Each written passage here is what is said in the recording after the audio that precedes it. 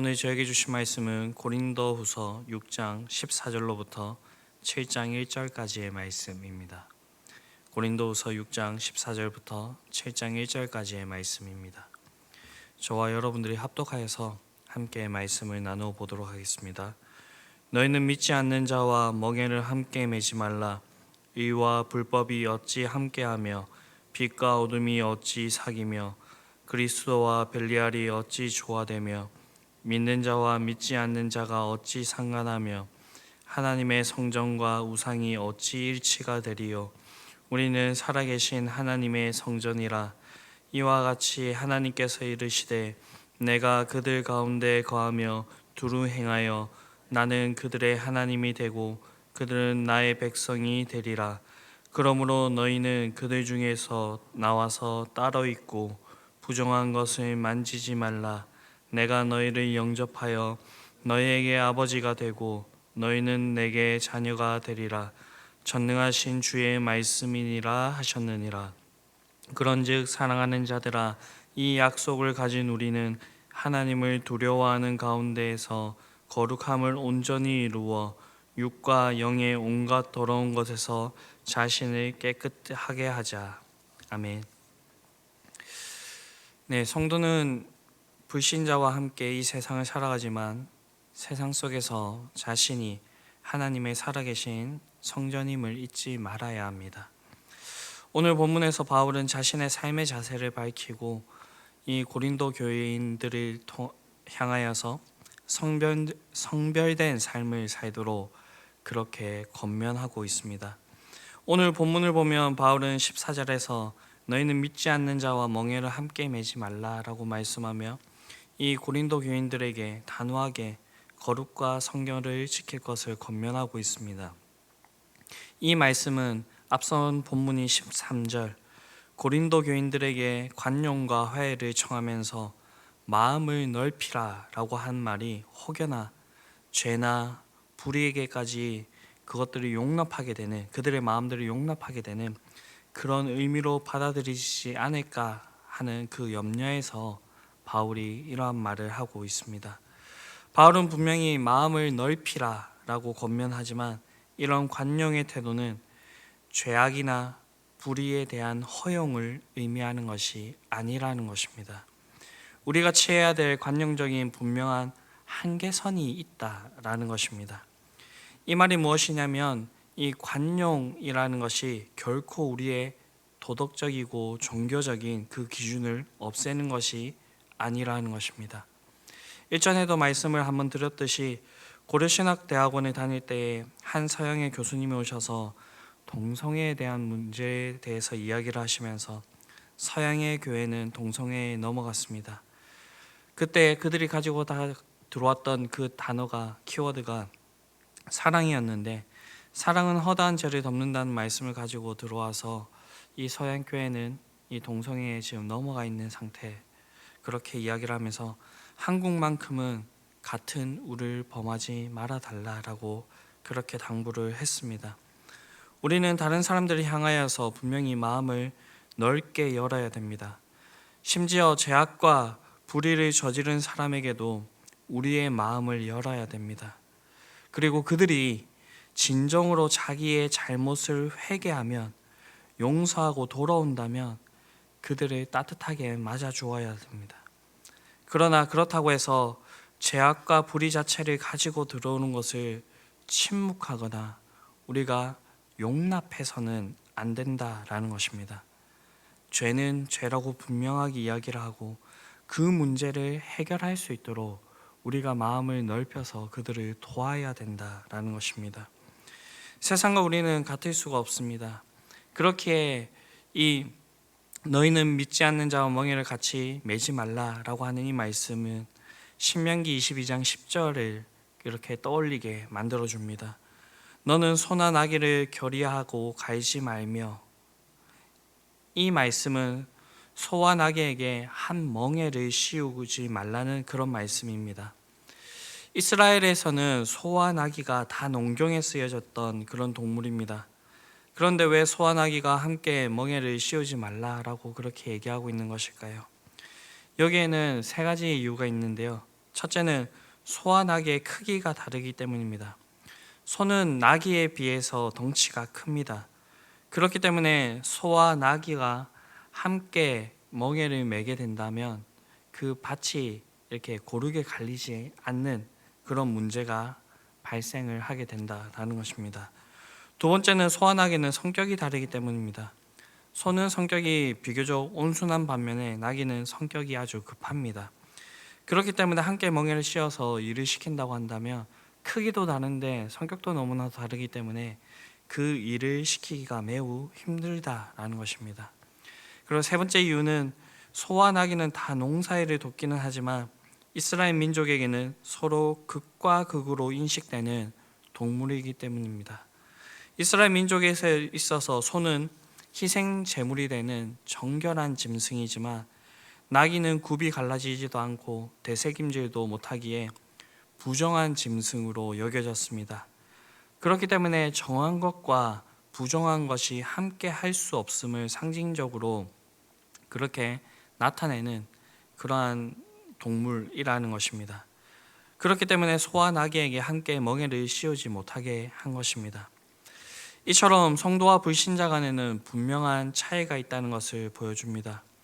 그래서 본문에서도 바울은 의와 불법이 어찌 함께하며 빛과 어둠이 어찌 사귀며 그리스도와 벨리알이 어찌 조화가 되며 믿는 자와 믿지 않는 자가 어찌 상관하며 하나님의 성전과 우상이 어찌 일치가 되리요라고 그렇게 말씀하고 있습니다.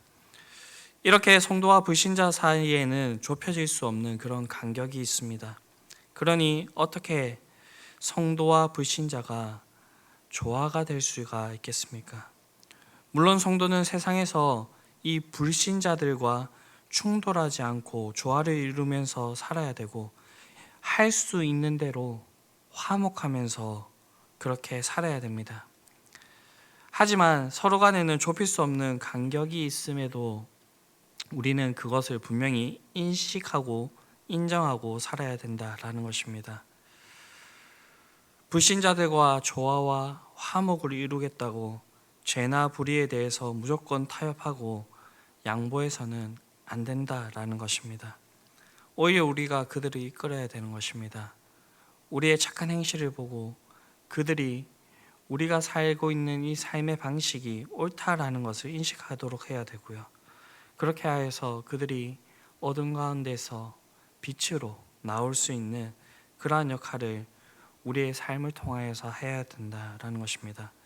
그래서 이어지는 17절에서도 바울은 그러므로 너희는 그들 중에서 나와서 따로 있고 부정한 것을 만지지 말라. 내가 너희를 영접하여 라고 그렇게 말씀하고 있습니다. 이 말씀은 이사야서 52장 11절을 자유롭게 인용한 말씀으로서 성도는 거룩하고 성결한 삶을 살아야 될 것을 그렇게 이야기하고 있는 것입니다. 그런데 성경과 거룩을 이루며 살라는 이 말씀은 세상에서는 거부감이 있는 것처럼 그렇게 보입니다. 마치 거룩함을 지키라는 이 말씀은 이 시대의 흐름을 역행하여서 개인의 자유를 억압하고 간섭하는 것 같이 느껴지는 그런 말씀으로 이 세상은 받아들인다라는 것입니다. 그런데 이런 하나님의 말씀에 대하여서 반환적인 태도는 이 시대의 흐름 때문만은 아닌 것 같습니다. 더 근본적으로 들어가 본다면 인간의 죄된 그 본성에 의한 것으로 보입니다. 하나님을 거부하려고 하는 마음이 아담과 하와의 범죄 이후에 모든 인류에게 전해진 것입니다. 세상은 절대적인 것은 없다. 하고 싶은 대로 하라 라고 그렇게 이야기를 합니다. 그것이 마치 덕인 것처럼 멋인 것처럼 주체적인 사람이 되는 것처럼 그렇게 이야기를 합니다. 거룩과 성결을 지키는 것을 인간의 자율적인 선택을 반하는 그런 강한 규율처럼 여기고 거부하는 것입니다. 그런데 여러분, 이 거룩과 성결을 이루어 나가는 것이 정말로 사람들을 그렇게 얽매이는 것이고 사람들이 이 세상을 살아가는 동안에 손해보게 하는 것이고 답답하게 하는 것입니까? 절대 그렇지 않습니다. 오히려 우리에게 참된 자유를 주는 것이고 우리가 결코 노력으로 얻을 수 없는 것을 받을 수 있도록 하는 것입니다. 하나님께서는 우리가 거룩을 위하여서 부단히 노력하는 것으로 우리를 영접하시겠다라고 그렇게 17절에서 얘기하고 있습니다. 즉 하나님께서 우리의 아버지가 되시고 우리가 그의 자녀가 됨을 계속해서 확신할 수 있는 약속으로서 우리에게 주어진다는 것입니다. 그렇게 우리가 거룩함을 지키려는 것 자체가 하나님의 자녀가 된다는 그것을 보증한다라는 것입니다. 거룩을 지킴으로써 우리가 창조되었던 본래의 모습을 찾아가는 것임을 우리는 분명히 알아야 됩니다.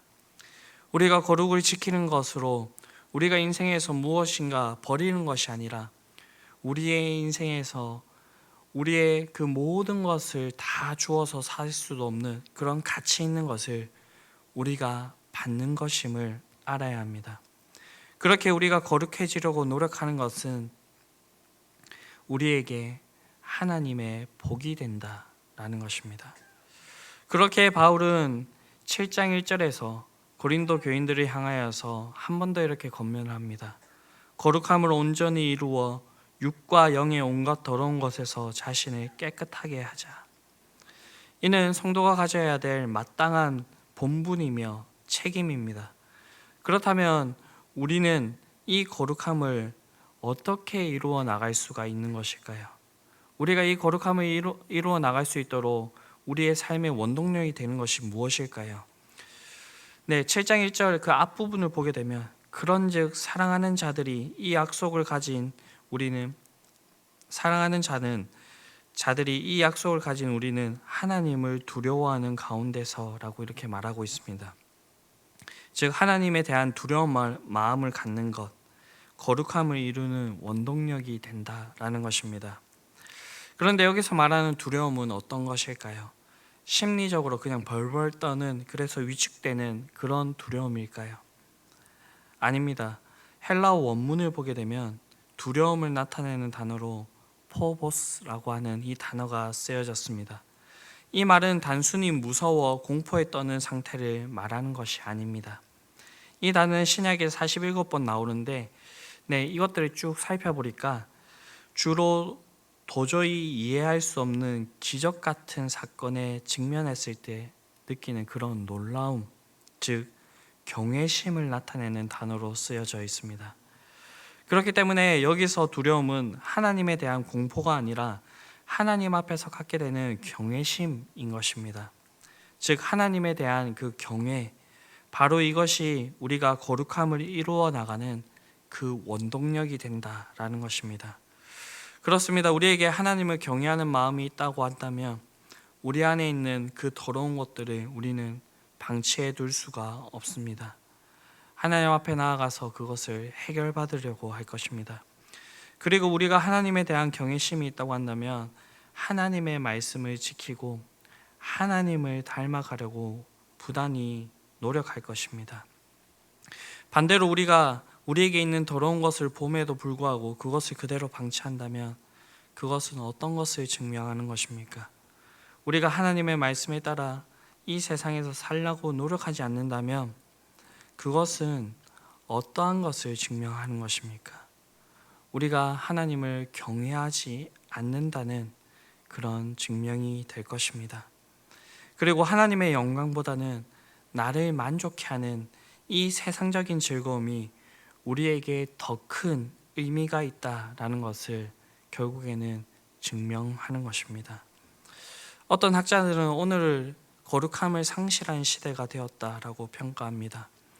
그러나 이때에도 하나님께서는 그를 경외하는 거룩한 백성들을 부르시고 이 시대에도 여전히 하나님을 경외하는 남은 자들을 남겨두신다는 것입니다. 이러한 자들이 우리가 되기를 원합니다. 그래서 정말 하나님께서 함께 하시고 하나님께서 약속하신 그 말씀들을 누리며 하나님께서 주시는 그 복들을 온전하게 받아 누리며 그렇게 살아갈 수 있는 저와 여러분들이 될 수 있게 되기를 간절히 바랍니다. 기도하시겠습니다. 사랑과 은혜가 풍성하신 아버지 하나님, 우리가 이 세상 살아가는 동안에 누구인지 분명하게 알게 하여 주시고 우리에게 주의 말씀을 주셔서 거룩과 성실함을 이루며 살아가도록 하심에 감사를 드립니다.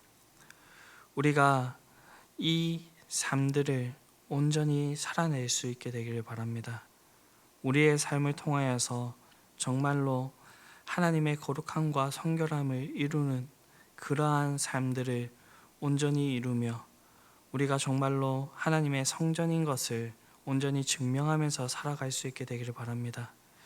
그렇게 하여서 우리가 이 세상을 품으며 이 세상에서 주님께서 우리에게 비춰주신 그 빛을 비추며 그렇게 살아갈 수 있는 자들이 될 수 있게 되기를 원하니 우리가 이 시대를 따라서 살아가는 것이 아니라 정말로 우리에게 주어주신 그 하나님의 말씀을 따라서 살아갈 수 있는 자들이 되게 하여 주시옵소서.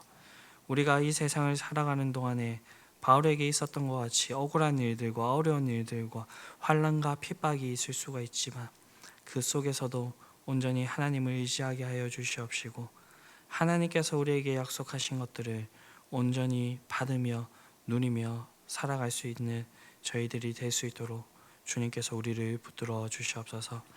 그렇게 하여서 우리의 삶이 정말로 우리의 다음 세대들, 우리의 자녀들에게 하나님을 믿는 그 삶이 어떠한 것인지를 증명할 수 있는 그런 삶이 되게 하여 주셔서 우리만 이것들을 누리면서 살아가는 것이 아니라 우리의 등을 보고 자라나는 우리의 다음 세대들도 이것들을 온전히 누리며 살아갈 수 있게 우리를 붙들어 주시고 함께 하여 주시옵소서.